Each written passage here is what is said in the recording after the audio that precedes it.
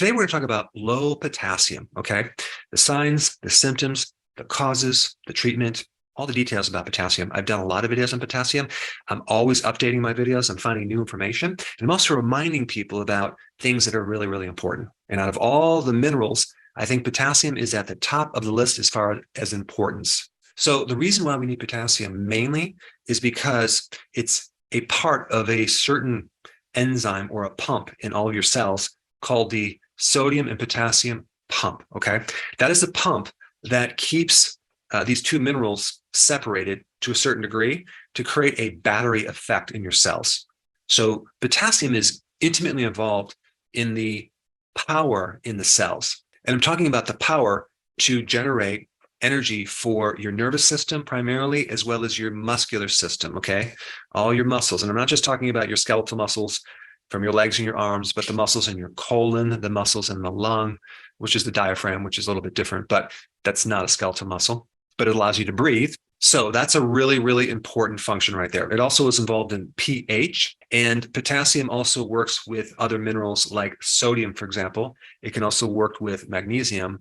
And so in the diet, for example, if one is going too high, the other one will also need to go up as well. For example, you don't have to worry about consuming too much sodium as long as your potassium is at least twice as high. And so the average person needs like 4,700 milligrams of potassium and like half of that sodium, ideally. But that can increase if you're going up with the sodium.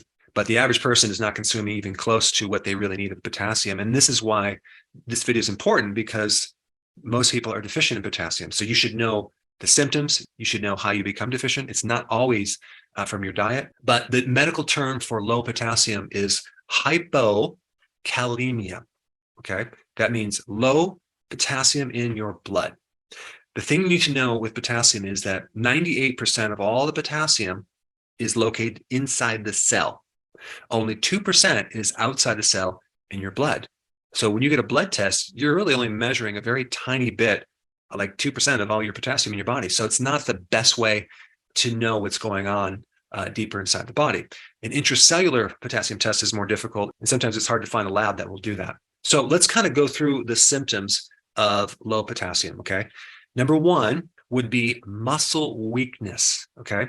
Let's say you're climbing up the stairs and you're like, oh my gosh, my legs are just so heavy, or you're starting exercise and you just don't have the gas. You just feel kind of tuckered out. That could be a potassium deficiency. This is why it might be good sometimes to take an electrolyte powder with potassium to get more energy while you're exercising. A lot of times people will feel a significant difference with that.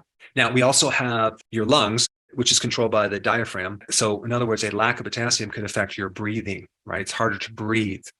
A lack of potassium can affect the colon muscles, the peristalsis, the pumping action of your digestive system, and that can show up as constipation as a symptom. And also you can notice cramping in your calves, in your feet, in other parts of your body. You can even notice twitching, but also twitching could be a lack of calcium as well, or even magnesium. A lot of these minerals kind of cross over. So cramps in your calf could be potassium, it could be magnesium, it could be calcium. So this is why the video, to kind of learn a little bit more about the overview of this one mineral. Another common symptom is arrhythmias, the heart rhythm. Another one would be hypertension, as in high blood pressure, and even as that might relate to vascular stiffness. In other words, potassium helps keep the arteries soft, okay, to prevent high blood pressure. So 90% of all hypertension is called essential, which means unknown cause. I think a good portion of that is either a potassium deficiency, insulin resistance, or a low vitamin D situation. Another symptom would be fatigue. And then another one, alkalosis. You have a situation where potassium is intimately involved with helping regulate your pH. So if your blood is a little bit too alkaline or too acid, potassium is usually involved. If the pH is more alkaline in your blood, okay, potassium is going to move from your blood more into the cell. So you'll end up with less potassium. Potassium is also involved in the storage of sugar in your liver and in your muscles. It's called glycogen. So if you're consuming sugar, you'll lose potassium in the sugar itself. It kind of gets stuck in the liver and in the muscles. It becomes unavailable to you unless you use up that sugar. So, but that's just one way that you can become deficient in potassium. Another symptom would be insomnia. Another symptom would be a higher pulse rate. So potassium keeps your pulse rate lower. And another condition called pulsatile tinnitus. Now, what is that?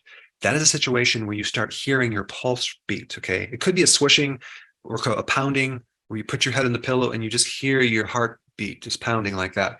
It's not even necessarily a higher pulse rate. You just hear or feel your heart rate, okay? That is a potassium deficiency. All right, so now the question is, how do you become deficient in the first place? It could be because you're not consuming foods high in potassium. That's a common cause. And then also you're eating a lot of junk foods, which are loaded with sodium. That really throws off your ratios. Another few common causes would be you're losing fluids, like either your vomit, you're doing excessive laxatives where you're losing fluids, or you have diarrhea. That could be the reason why you're deficient in potassium. Another common thing is diuretics. Diuretics many times will pull out sodium and potassium. Stress in general can create a potassium deficiency. And this is why a condition where you have high levels of cortisol, called Cushing syndrome, can give you signs of a potassium deficiency. So by taking potassium, you can feel calmer. You can have more energy. You can have more strength in your muscles. You can have better bowel movements. But like I mentioned before, potassium is involved with storing sugar. So one way to deplete or shift the available potassium to the unavailable potassium is to eat a lot of sugar or refined carbs, okay? I have done that many times in my 20s, in my 30s now, and I'm being very sarcastic. I'm in my 50s, and I haven't consumed refined sugars in many, many, many years. But when I used to eat a lot of sugar, I had a lot of these symptoms that we're talking about. This is why diabetics are usually always deficient in potassium, and they should be consuming a good amount of potassium the higher their blood sugars are. And so even potassium can help the insulin work better. It can help the insulin resistance situation. Now, when someone starts the ketogenic diet, they lose a lot of glycogen. Since a lot of that potassium is stuck in that glycogen, they're going to also lose a lot of potassium. And this is why when you're on the ketogenic plan, I always recommend take electrolytes to get back that potassium. So you want to get heavy potassium, definitely a good amount of sodium as well to get your electrolytes back. Drinking a tremendous amount of water, forcing yourself to drink like a gallon of water can definitely do it as well.